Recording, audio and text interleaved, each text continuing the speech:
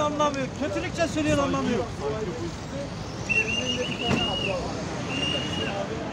Başka hasta kalmadı.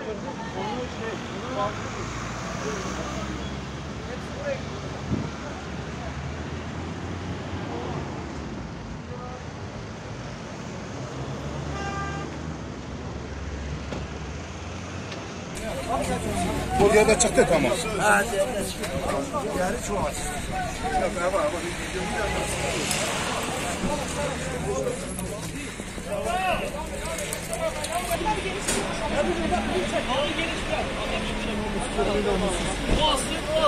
Tamam, sen söyle. Arkada araç var ya.